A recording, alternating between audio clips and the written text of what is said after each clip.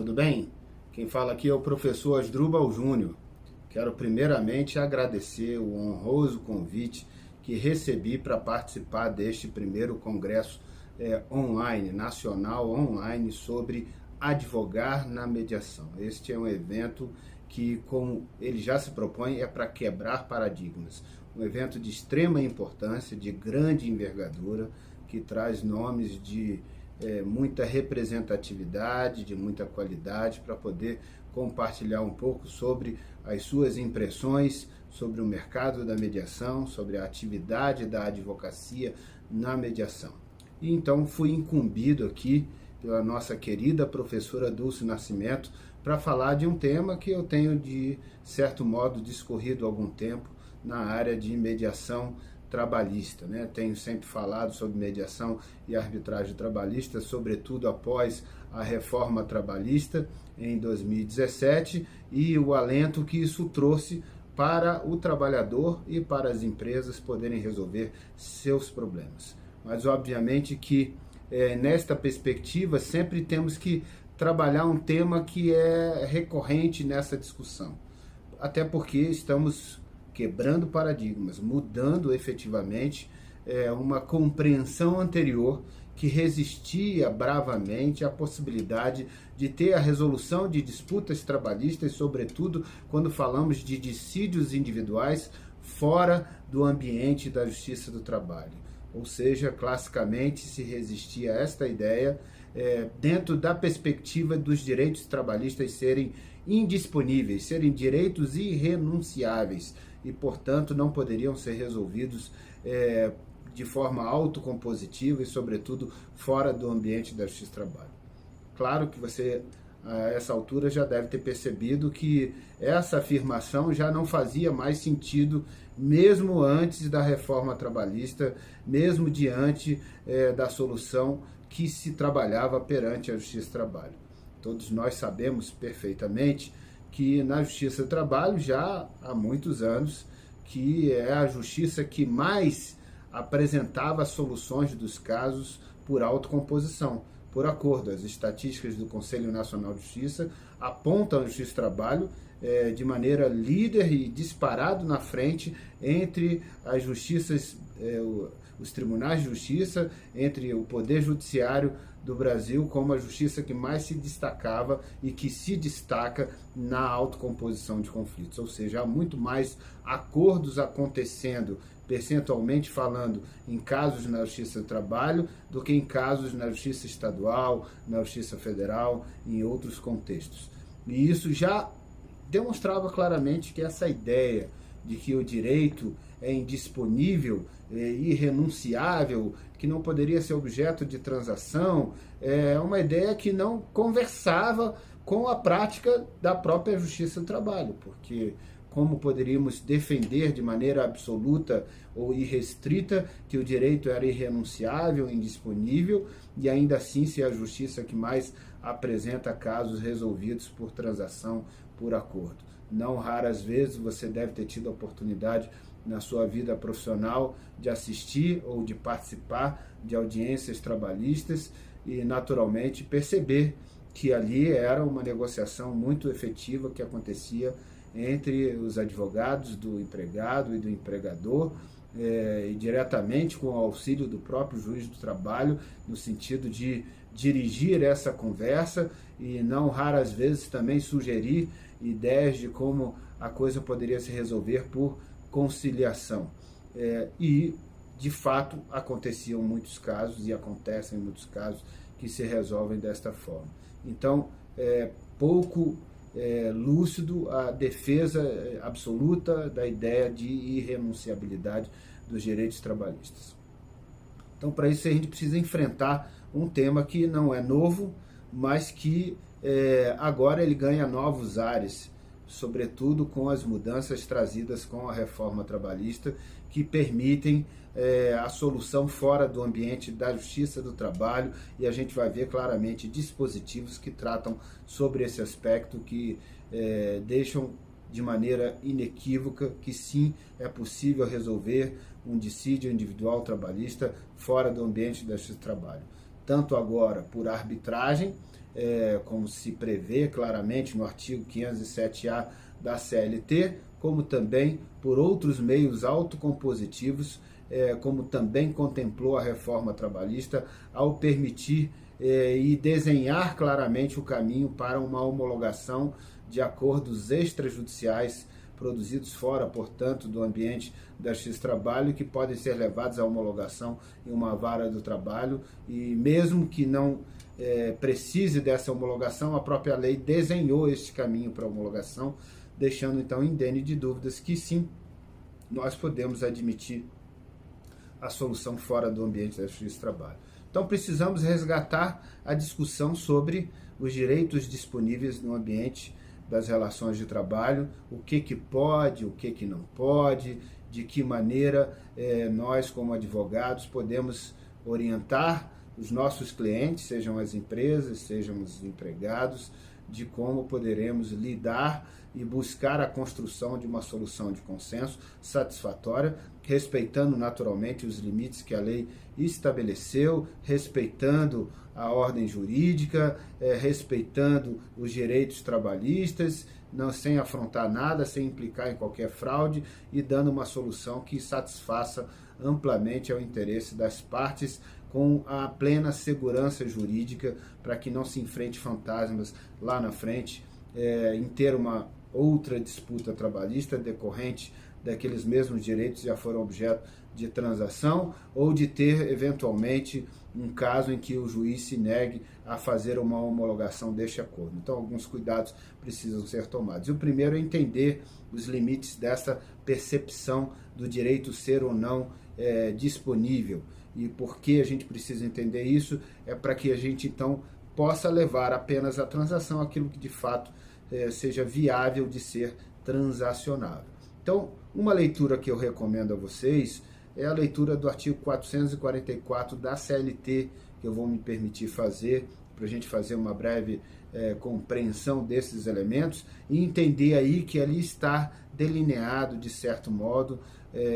o encaminhamento da perspectiva dos direitos disponíveis que podem ser objeto de uma transação perante a Justiça do Trabalho ou fora da Justiça do Trabalho, referente a uma relação de trabalho que depois poderá ser levado à homologação do juiz do trabalho. Então vamos à leitura do artigo 444 da CLT, que eu vou colocar na tela aí para você poder acompanhar, que diz assim: as relações contratuais de trabalho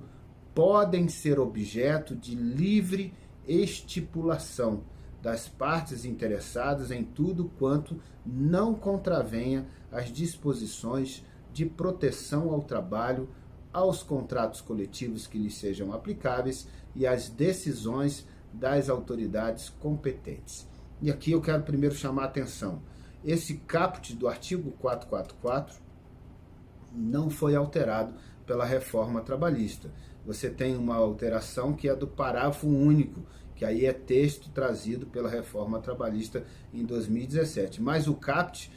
não é texto trazido pela reforma trabalhista, é um texto já vigente, que já vigorava, ou seja, que já estabelecia a liberdade de contratação na esfera trabalhista, dando alguns parâmetros, alguns contornos desta liberdade. Então já dizia que as relações contratuais de trabalho podem ser objeto de livre estipulação das partes interessadas. Então esse é o primeiro ponto. A lei, ao contrário do que muitos pregavam, de que os direitos são irrenunciáveis, de que os direitos são indisponíveis, e lacravam como se todos os direitos trabalhistas pudessem ser albergados por essa limitação, por esta restrição, de certo modo já feriam frontalmente o que estipulava o artigo 444 no seu caput, e que, como eu disse, não foi alterado pela reforma trabalhista, é texto anterior vigente e que, portanto, já permitia. E claro que permitia. Você acha que o juiz do trabalho ia fazer acordos se não pudesse ter nenhuma transação? Então a Justiça do Trabalho ia simplesmente estar fazendo um monte de acordos que a lei não lhe permitisse fazer. É claro que em diversas passagens da CLT você vai ver dispositivos falando sobre a conciliação, falando disposições sobre o consenso, a busca do consenso, e que esse é um caminho desejado também pela Justiça do Trabalho e muito bem trabalhado nesse aspecto, porque é a Justiça que mais consegue e conseguia e consegue produzir acordos no Poder Judiciário brasileiro. Então, de fato, é evidente que permitia e que esse rótulo que se criou de que os direitos trabalhistas são direitos indisponíveis, não transacionáveis, irrenunciáveis, é um rótulo equivocado, é um rótulo de um aspecto do direito do trabalho e que se estendia para tudo de maneira indevida e que acabava causando essa confusão de que não se poderia ter uma composição. Sim, se pode, tanto é verdade que os juízes de trabalho sempre fizeram isso com bastante competência, diga-se de passagem, e por isso é a justiça que mais oferece acordos. Então, mas pode ser objeto de livre estipulação o quê? Então aí a gente precisa entender o que pode e o que não pode ser objeto de livre estipulação. A gente precisa entender que como direitos sociais você tem direitos mínimos estabelecidos para o trabalhador. Esses direitos mínimos devem ser respeitados. Eles podem ser ampliados, mas eles não podem ser desrespeitados naqueles limites mínimos que foram estabelecidos pelos direitos sociais, seja pela legislação trabalhista diretamente, seja pela própria Constituição Federal, quando se refere a direitos sociais. Então, por exemplo, o salário mínimo é o salário mínimo, ele não pode ser aviltado. O direito a ter um 13º salário também não pode ser aviltado. Você ter direito a férias também não pode ser aviltado. Você não pode também afrontar o direito da pessoa poder receber uma hora extra por um trabalho realizado em sobrejornada e que essa hora extra tenha uma remuneração mínima de 50% sobre o valor da hora normal. Ou seja, você tem direitos mínimos, que esses direitos não podem se renunciar sobre eles quando você está prevendo a relação contratual de trabalho. Ou seja, faz a relação de contrato de trabalho, você não pode, nesta relação, fixar um direito abaixo do que seria o direito mínimo. Então, isso é um limite efetivo para a pactuação no que se refere aos direitos do trabalhador. Você tem direitos mínimos, mas isto é para celebrar a relação de trabalho. Então, o trabalhador vai desenvolver a sua atividade, terá direitos a receber e, eventualmente, lá na frente, alguns desses direitos podem não ter sido pagos corretamente, ou pode ser até mesmo que sejam discutíveis se são ou não devidos por alguma circunstância específica daquela relação de trabalho. E, evidentemente que aí isso se submete a uma disputa trabalhista, e indo para a percepção tradicional, convencional, de ir com uma reclamação trabalhista na Justiça do Trabalho, então o trabalhador ia listar aqueles direitos que entenderam que foram ofendidos, que foram desrespeitados, e ia buscar que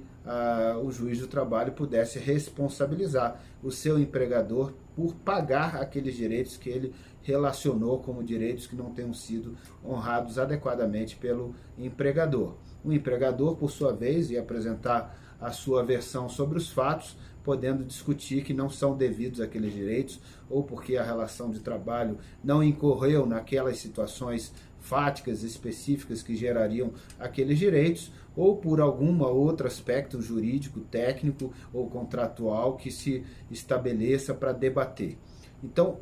aquela relação que levou a uma fricção e que levou a uma disputa está discutindo direitos entre vários direitos livres, que são com plena liberdade de pactuação, e também direitos que são direitos mínimos, certo? Ou seja, está no bolo de tudo aquilo lá. Quando vai para a mesa do juiz na audiência inaugural, o que ocorre efetivamente é o juiz do trabalho vai ver que o trabalhador relacionou direitos, vai ver que tem um certo valor discriminado, como aqueles valores que seriam a soma desses direitos. O empregador, por sua vez, tem a sua perspectiva do que ele acha que seria correto, e eles vão, nesta audiência inicial, conversar sobre a possibilidade de composição daquele caso. Então, o trabalhador pode entender que a soma dos seus direitos dá, por exemplo, R$50 mil,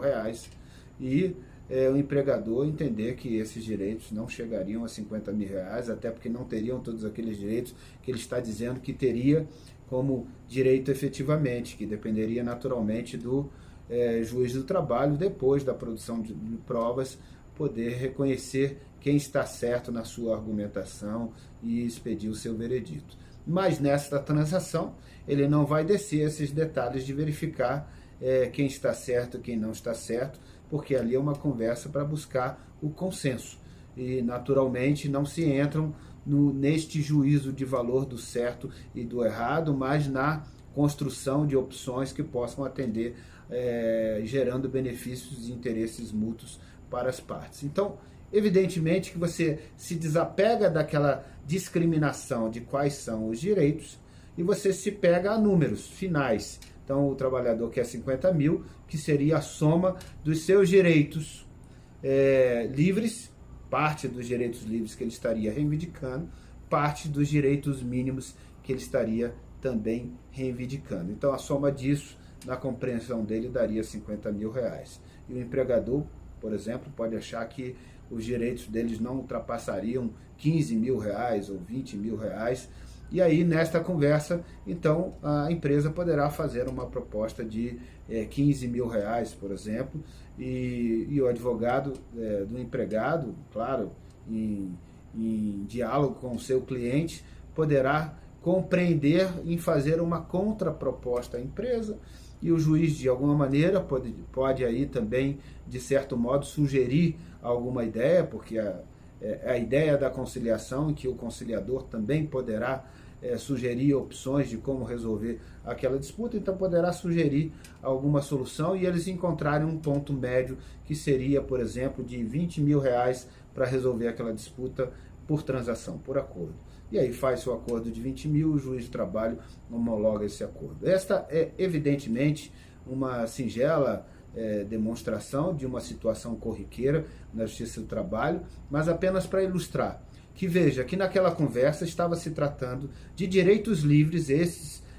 previstos nessa parte inicial do artigo 444 da CLT, e também de direitos mínimos, que são aqueles direitos sociais garantidos como mínimos e que eles não podem ser aviltados. Mas que nesta conversa, de certo modo, se foi pago 20 mil e se fosse verdade que o trabalhador tivesse mesmo direitos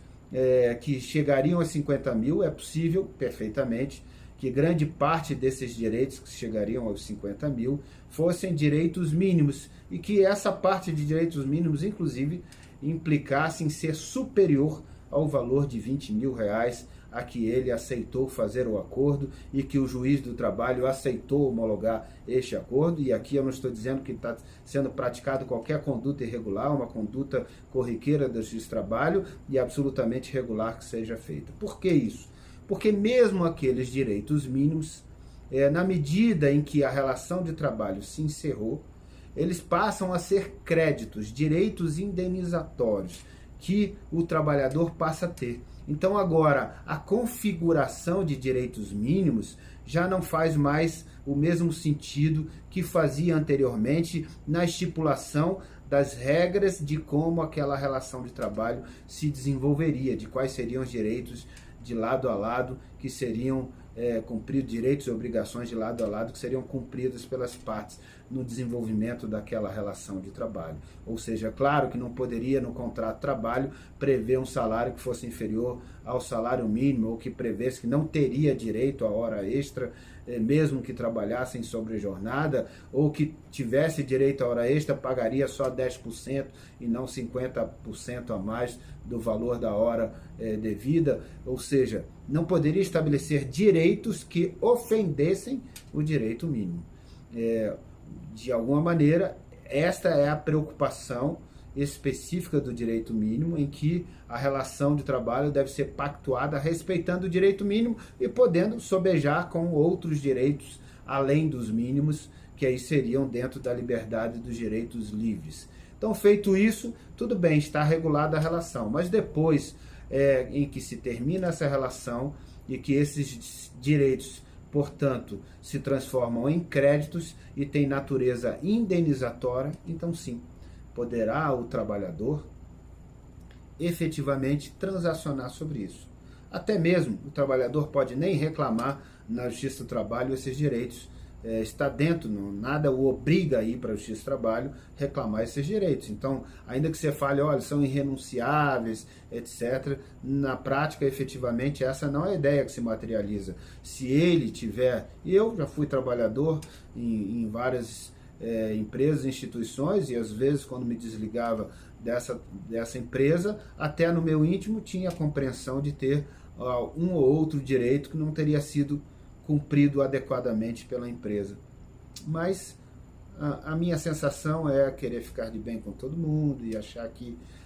não valia a pena, querer manter uma relação muito positiva. Então, naquelas ocasiões, eu mesmo tive o impulso de falar, não vou reclamar contra ninguém, deixa isso para lá, pronto. Ou seja, de certo modo, eu, no meu íntimo, estava renunciando a direitos que, em tese, eu poderia ter, que se fossem apresentados em uma demanda trabalhista, possivelmente pudessem ser concretizados, seja por uma transação, seja por uma sentença judicial que reconhecesse esses direitos. Então, veja,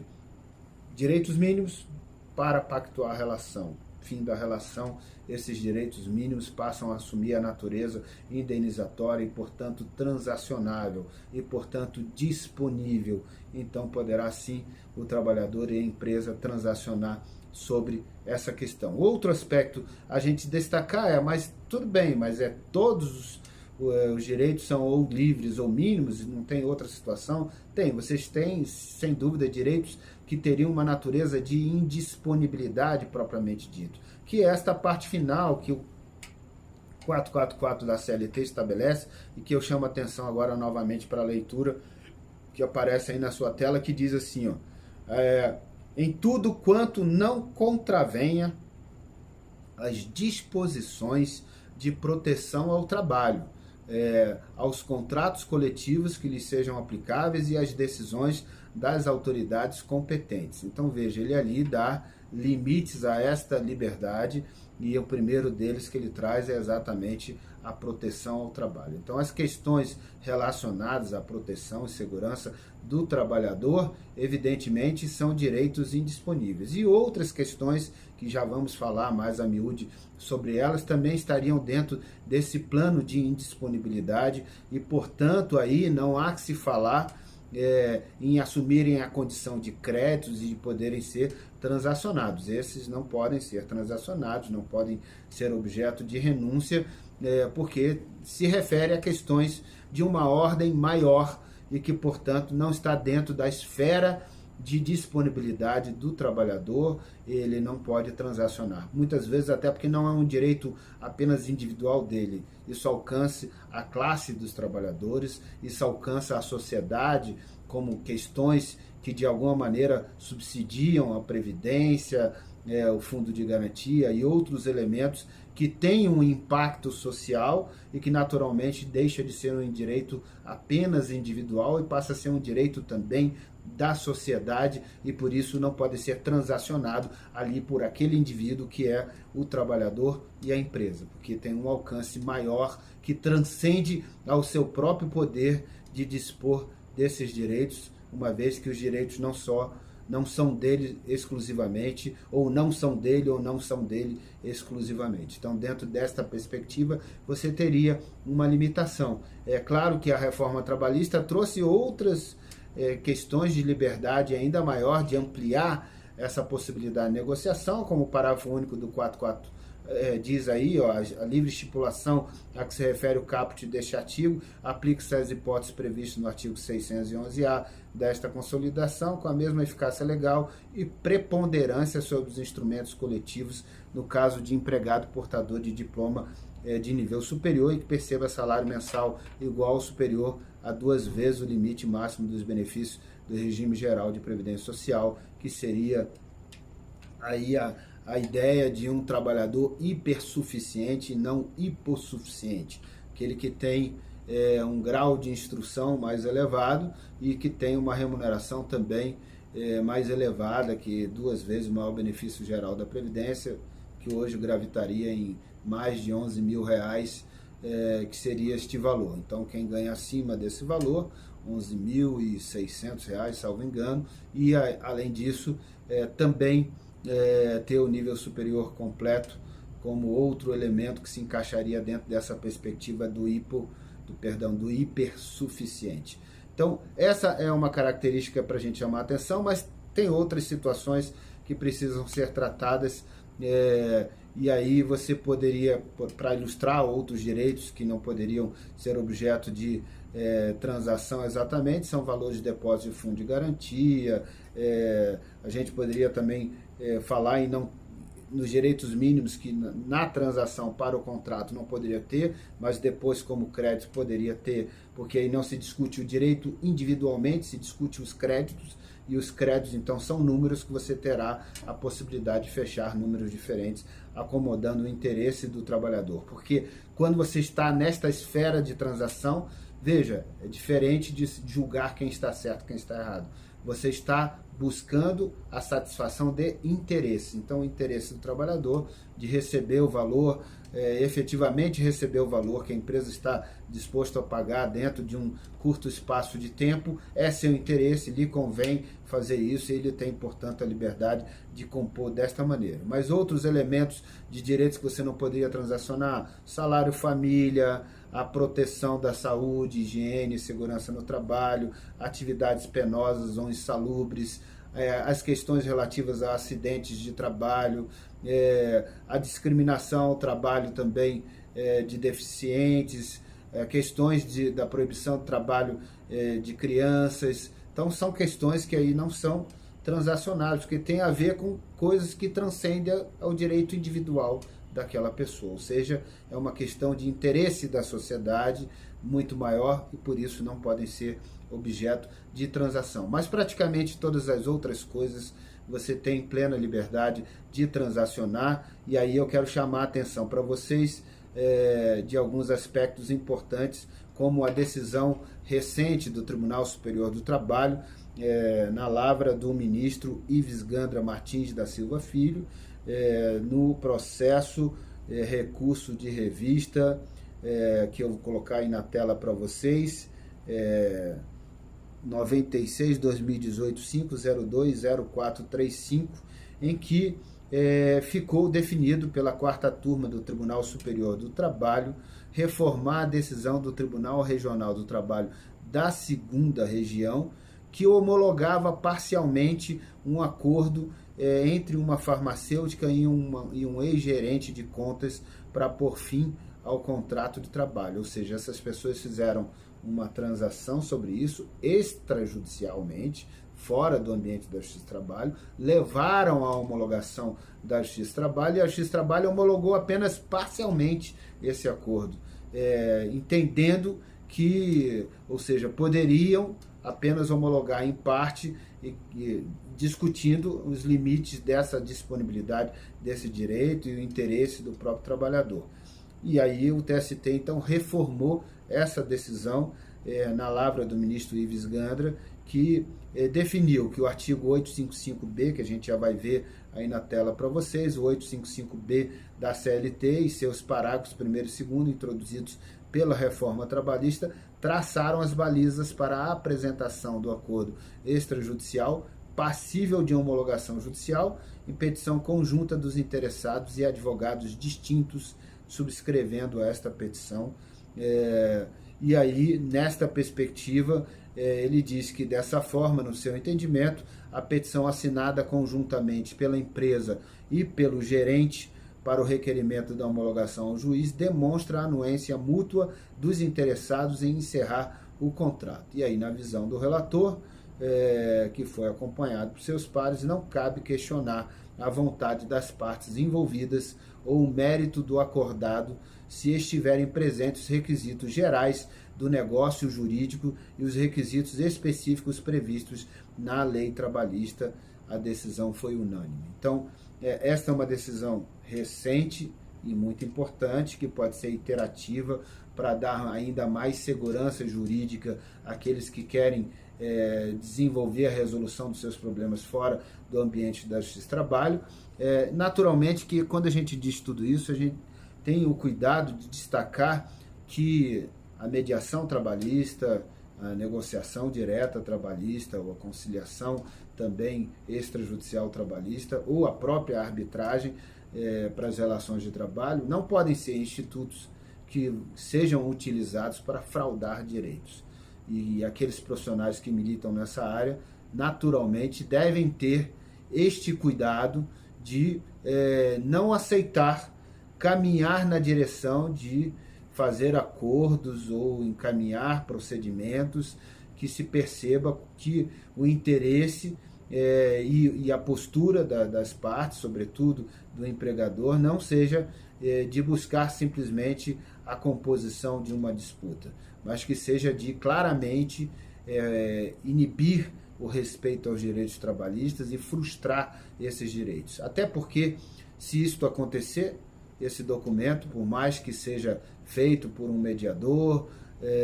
de fato, se ele estiver fraudando um direito trabalhista, ele vai encontrar o óbice previsto no artigo 9º da CLT, que continua rígido, válido, que diz que serão nulos de pleno direito os atos praticados com o objetivo de desvirtuar, impedir ou fraudar a aplicação dos preceitos contidos na presente consolidação. Este artigo 9º da CLT continua perfeitamente válido. Então, é importante primeiro dizer isso, olha, mediação, negociação, conciliação, arbitragem para as relações de trabalho não podem se prestar a esse papel de serem coberturas para fraudes, né? Ou seja, um caminho para legitimar a frustração dos direitos trabalhistas. Obviamente que o encontro desta atividade para ajudar as pessoas a resolver suas disputas é pelos benefícios que essa atividade pode proporcionar. Benefícios legais, legítimos, obviamente, não benefícios que estejam conectados à ideia de criar um caminho em que acoberte a fraude a direitos. Então, fora disso. Agora, o que a gente quer destacar mais são elementos que a própria lei trabalhista, com a reforma trabalhista, trouxe para poder deixar claro a perspectiva de que isso pode ser levado a uma mediação trabalhista fora do ambiente da Justiça do Trabalho. Não estou falando da mediação do Sejusc trabalhista, estou falando de uma mediação extrajudicial propriamente dita, ainda que a resolução número 174 do Conselho Superior da Justiça do Trabalho tenha dito que as mediações seriam válidas apenas aquelas realizadas pela própria Justiça do Trabalho, pelo Sejusc trabalhista, conduzidas por servidores da Justiça do Trabalho ou por juízes do trabalho.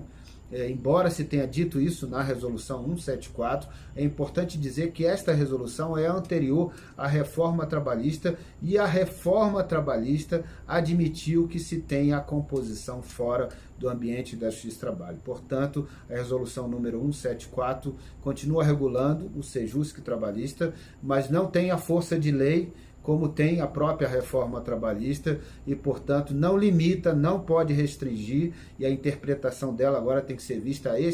à luz desta compreensão de que ela não pode restringir trabalhadores e empregadores a buscar a composição de suas relações de trabalho fora do ambiente da Justiça do Trabalho e, assim fazendo, desejando poder levar à homologação do juiz do trabalho, da vara do trabalho. Então, eles podem fazer isso, e aqui eu quero destacar para vocês exatamente o artigo que fala sobre esta perspectiva, que é o artigo 652 da CLT, com a redação trazida pela Lei 13.467 de 2017, que eu trago aqui para vocês. 652, compete às varas do trabalho, aí vem letra F, decidir quanto à homologação de acordo extrajudicial. Então essa palavra muda tudo, né? Extrajudicial em matéria de competência da Justiça do Trabalho. Então veja, compete à vara do trabalho, né? Nem ao Sejusc trabalhista, compete à vara do trabalho decidir quanto à homologação do acordo extrajudicial. Então, é disso que se referiu aquela decisão do TST que vimos agora há pouco. Ou seja, a decisão do TST está sinalizando que, se tudo foi feito corretamente, da maneira formal adequada, e que isso foi levado à homologação da Justiça do Trabalho, também respeitando o rito estabelecido na lei, que a gente já vai ver em detalhes. Então, não cabe ao juiz do trabalho esmiuçar o conteúdo desse acordo, se aquele era o interesse do empregado, e que não se tenha nenhuma dúvida de que ele tenha feito aquilo com qualquer vício de vontade, ou seja, ele fez com plena liberdade, o seu advogado o assistiu, o seu advogado assinou a petição que está pedindo a ele a homologação deste acordo. Então, feito tudo isso, não deve o juiz do trabalho entrar nesse mérito e, portanto, ele deve simplesmente verificar se os elementos formais estão atendidos e, estando, deve homologar este acordo. Esse foi o entendimento da 4ª turma do TST recentemente. E o artigo 855B da CLT, também incluído pela Lei 13.467, que é a reforma trabalhista, diz com todas as letras, e eu coloco aí na tela para você observar: o processo de homologação de acordo extrajudicial, mais uma vez, deixa claro, acordo extrajudicial, terá início por petição conjunta. Então, ele está desenhando um procedimento de uma jurisdição voluntária em que haverá uma petição conjunta por quem? Assinado pelo trabalhador, seu advogado, pela empresa, seu advogado. Então, uma petição conjunta em que pede ao juiz do trabalho a homologação do acordo que eles acabaram de realizar naquela transação extrajudicial, que pode ser por uma mediação, pode ser por uma negociação direta, pode ser por uma conciliação extrajudicial, ou seja, ou por outro procedimento que se crie, como práticas colaborativas, outro expediente que se faça dessa forma. Então, e aí diz, sendo obrigatória, aí vem um elemento para ser destacado, sendo obrigatória a representação das partes por advogado. Então, as partes têm que estar assistidas por advogados. E aí é importante dizer, parágrafo 1º, as partes não poderão ser representadas por advogado comum. O que quer dizer isso? Cada parte com o seu respectivo advogado. Não pode ser o mesmo advogado. E esta é uma preocupação nítida, clara, em inibir a fraude. Exatamente para que a empresa não coloque o seu advogado assinando só ele, como se estivesse representando as duas partes, e assim inibindo algum direito trabalhista, e que o advogado não, que o trabalhador não estivesse devidamente representado por seu advogado, para que pudesse zelar pelo seu direito, né? Para que pudesse, de alguma maneira, também dar a segurança jurídica de que aquele trabalhador não está tendo seus direitos ofendidos, está sendo ali assistido, orientado pelo seu advogado, que está conectado aos seus interesses e que não atende à ordem do empregador, que não está subordinado ao empregador, que não foi contratado pelo empregador e sim pelo próprio empregado. Então, esta perspectiva é para dar a segurança jurídica necessária de que os interesses do trabalhador estarão zelados, cuidados pela atuação efetiva do seu respectivo advogado. Então diz, faculta seu trabalhador também, para finalizar, ser assistido pelo advogado do sindicato de sua categoria, e aí, naturalmente, para dar o tom de que, caso o empregado não queira constituir um advogado particular, ele possa buscar a assistência do advogado do sindicato para poder acompanhá-lo e orientá-lo na condução dessa conversa extrajudicial na busca de uma composição. Então esse é o ponto. Veja, você tem a disposição que prevê a possibilidade de ter um acordo extrajudicial, você tem as disposições trazidas também que determinam o encaminhamento de como isso poderá ser feito para buscar a homologação. O que eu preciso dizer mais é que esta homologação não é obrigatória. Se trabalhador e empresa quiserem fazer um acordo, documentam esse acordo de maneira extrajudicial, ou porque fizeram uma negociação direta, ou porque fizeram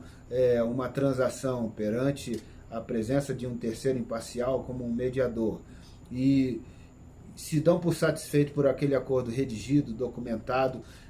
em um documento de termo de acordo e uma ata da reunião de mediação, não querem levar a homologação do juiz de trabalho, não necessariamente precisam levar. Esse documento terá também validade jurídica plena, será um título executivo extrajudicial, como a própria lei de mediação estabelece, ainda que ela diga que não se aplica diretamente à esfera trabalhista, que terá uma lei específica, mas na ausência ainda de ter esta lei, a gente sabe perfeitamente se aplicaria por analogia. E o próprio Código de Processo Civil, que é aplicado de maneira subsidiária também à esfera trabalhista, quando não há uma previsão específica sobre isso na própria legislação do trabalho, ele prevê naturalmente os títulos executivos extrajudiciais, entre os quais está elencado a transação, está elencado a possibilidade do acordo perante o profissional, o independente, o mediador. Então, terá plena validade jurídica e acredito honestamente que isso vem acontecendo, ganhando uma escala importante. Notícias recentes apontam que no ano de 2019, só no primeiro semestre, você teve um aumento de mais de 1000% em transações levadas à homologação da Justiça do Trabalho, e um grande universo. Se você olhar os números, Justiça em Números apontam uma redução do estoque de processos na Justiça, que caiu de 80,1 milhões de processos para 78,7 milhões de processos, e no próprio texto do relatório Justiça em Números, que saiu recentemente, referente ao ano de 2018, ao relatório de 2019, dá conta da redução dos casos na Justiça do Trabalho, ou seja, reduziram 800 e tantos mil processos a menos que se ingressou na Justiça do Trabalho, e aí o próprio relatório Justiça em Números explica que esta redução do estoque da Justiça possivelmente se explique pela reforma trabalhista, em grande parte, exatamente porque houve um recuo em demandas trabalhistas. E esse recuo em demandas trabalhistas, claro, se explica por duas razões. Uma primeira é aquela que vocês já sabem, que o processo passou a ter um risco maior de ser simplesmente demandado como aventura, então agora há um risco de sucumbência, de custas e de honorários, e isso implica naturalmente a se pensar melhor se deve ou não ajuizar aventuras jurídicas. E o outro aspecto é da própria criação que a reforma trabalhista trouxe de permitir a solução fora do ambiente da Justiça do Trabalho, e por isso cresceu mais de 1000% os casos de homologação de acordos levados à Justiça do Trabalho. E tantos outros que podem ter acontecido sem nem precisar ter levado à Justiça do Trabalho. Por quê? Veja, o interesse de levar a homologação deste acordo da Justiça do Trabalho quase sempre é só do empregador. Ele quer ter uma segurança jurídica maior, uma blindagem maior de que aquilo que ele está resolvendo está lacrado e resolvido definitivamente, que não terá uma surpresa lá na frente com uma reclamação trabalhista reivindicando alguma coisa da relação que já se encerrou e que houve uma transação e um acordo para se encerrar definitivamente aquela questão. Então ele quer ter esta segurança, e às vezes é por isso que ele... Mas a empresa que não fizer questão disso, e também confie na postura que o trabalhador vai ter, e sabe que o acordo foi bem construído, não foi uma fraude, foi uma coisa correta, feita em que se buscasse realmente gerar benefícios mútuos para as partes, então dificilmente isso vai ser levado à justiça depois para qualquer discussão. A empresa vai cumprir o acordo, o trabalhador não tem o que reivindicar, estará tudo resolvido, a empresa também não. Então é muito provável que esse número seja gigantesco, muito maior do que o crescimento de casos levados à homologação, porque há tantos outros milhares, dezenas de milhares de casos que estejam sendo resolvidos assim e que nem são levados à homologação do juiz de trabalho, até para evitar custos adicionais, desnecessários, se as partes estão seguras de que fizeram um acordo adequado, e estão seguras também da sua disposição de cumprir os termos daquele acordo. Então, portanto, não terá uma necessidade maior. Mas isso é para destacar. Quero chamar a atenção de um outro dispositivo, só para a gente fechar a nossa conversa, nosso tempo aí já está estourando, que é exatamente o que diz o artigo 510B da CLT, também com texto incluído pela reforma trabalhista, que se refere àquela comissão de representantes de empregados para as empresas com mais de 200 empregados, e que será eleita uma comissão, e que ela tem como missão, eu destaquei aqui dois incisos, o inciso 3 e 4, que é promover o diálogo e o entendimento no ambiente de trabalho com o fim de prevenir conflitos, e o inciso 4, que é buscar soluções para os conflitos decorrentes da relação de trabalho de forma rápida e eficaz, visando a efetiva aplicação das normas legais e contratuais. E aí, quando a gente fala isso, a gente está falando naturalmente em eleger procedimentos de como resolver, que pode ser a mediação ou pode ser a arbitragem. E aqui estamos falando de relações de trabalho que prosseguem, não estamos falando de relações de trabalho que se encerraram. Ou seja, é a comissão que está tratando de uma maneira a procurar prevenir conflitos ou resolver arestas durante o desenvolvimento dessa relação de trabalho. E a mediação pode ser muito bem-vinda nesse aspecto. Quero chamar a atenção de um outro ponto também, que também foi trazido pela reforma trabalhista e que pode ensejar muitas mediações daqui para frente. Acredito no forte potencial disso acontecer, que é o artigo 507B da CLT, que se refere à chamada quitação anual liberatória, que é uma declaração em que o empregado poderá dar ao empregador, ano a ano, dizendo sobre as verbas daquele ano que ele recebeu e dando a quitação plena daquelas verbas com eficácia liberatória. Então, o que diz o artigo 507B, está aí na tela para você, é facultado a empregados e empregadores, na vigência ou não do contrato de emprego, firmar no termo de quitação anual de obrigações trabalhistas perante o sindicato dos empregados da categoria. E aí diz o parágrafo único, que é o ponto-chave disso: o termo discriminará as obrigações de dar e fazer cumpridas mensalmente, e dele constará a quitação anual dada pelo empregado, com eficácia liberatória das parcelas nele especificadas. Então, eficácia liberatória. Isso para a empresa é muito bom, é formidável, porque ela vai matando o seu passivo trabalhista, ela vai resolvendo ano a ano, não deixa acumular nenhuma questão, então ela vai colhendo todo ano declarações de quitação anual. E para o empregado também é muito bom, é importante entender a perspectiva do empregado. Muitas situações, o empregado tem seus direitos prescritos, porque a relação perdura por mais de 5 anos, e quando ele vai reivindicar direitos lá de trás, já estarão prescritos, porque ele só poderá reclamar os últimos 5 anos. E quando você tem um caminho em que a relação de trabalho prossegue, e que ano a ano eles podem sentar para ter uma conversa, para emitir esse documento de declaração de quitação anual, ano a ano ele vai aparando as arestas. Se ele tem alguma coisa que o deixou desconfortável, que ele entende que tem um direito que não foi respeitado, esta é a hora de conversar. A empresa quer a declaração, ele está disposto a emitir essa declaração, mas ele também quer ver um ou outro ponto com o qual ele acha que não foi feito corretamente, que há algo a resolver. E naturalmente que ambos querem preservar a relação de trabalho, porque o empregado tem interesse em manter o seu emprego e a empresa tem interesse de manter o seu empregado, porque sabe perfeitamente quanto custa selecionar um novo empregado, quanto custa treinar, preparar, capacitar um novo empregado, e se ele está com aquele empregado aquele tempo é porque de certo modo está satisfeito com a sua produtividade, com a sua qualidade, né, com a confiança que ele também inspirou para poder desenvolver as suas atividades. Então ele quer preservar o emprego, o trabalhador quer preservar o emprego e a empresa quer preservar aquela força de trabalho, aquele trabalhador na sua organização. Então há um interesse convergente, mas pode ter arestas. E